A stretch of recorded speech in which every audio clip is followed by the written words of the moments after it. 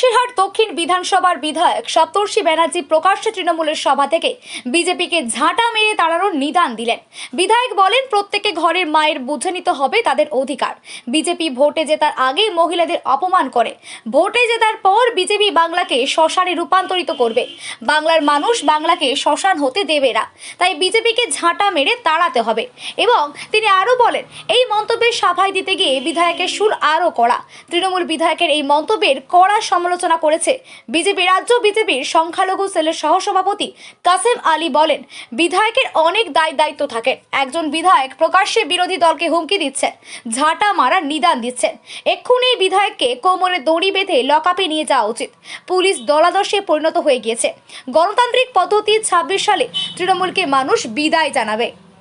বসিরহাট দক্ষিণের বিধায়ক সপ্তর্ষি বাবু তিনি বলেছেন, ভারতীয় জনতা পার্টির কর্মীদেরকে ঝাঁটা মারার তিনি নিদান দিয়েছেন।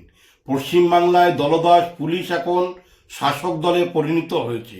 এই পুলিশের মানুষের প্রতি কোনো আস্থা, ভরসা, বিশ্বাস নেই, আইনের শাসন নেই। আমি মনে করি যে ব্যক্তি, যে বিধায়ক, তার অনেক দায় এবং দায়িত্ব থাকে।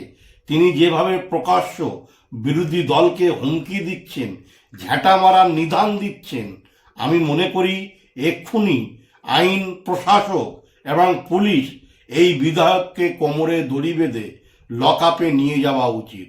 কিন্তু এই পুলিশ দলদাসের পুলিশ, এই পুলিশ মমতা বন্দ্যোপাধ্যায়ের পুলিশ, তারা কোনো কিছু করবে না। স্বাভাবিকভাবে আগামী দিন বসিরহাটের মানুষ এদের গণতান্ত্রিক পদ্ধতিতে ঝাঁটা মেরে বিদায় জানাবে, শুধুমাত্র সময়ের অপেক্ষা। আপনি আপনার বক্তব্যের মধ্যে বললেন যে ঝাঁটা মারার নিদান দিলেন।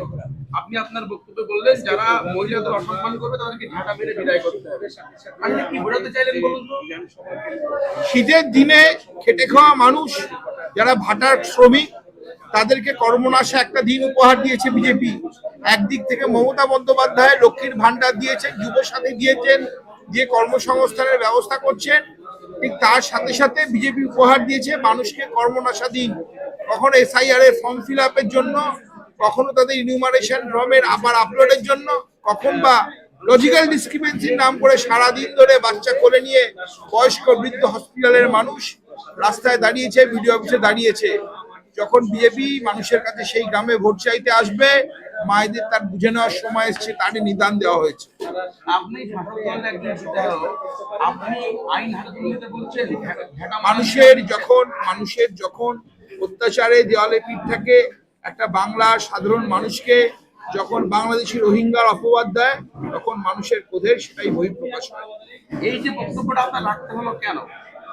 কেন রাখতে হচ্ছে? বাংলার মানুষের ক্রোধের বহিঃপ্রকাশ, বাংলার মায়েদের ক্রোধের বহিঃপ্রকাশ।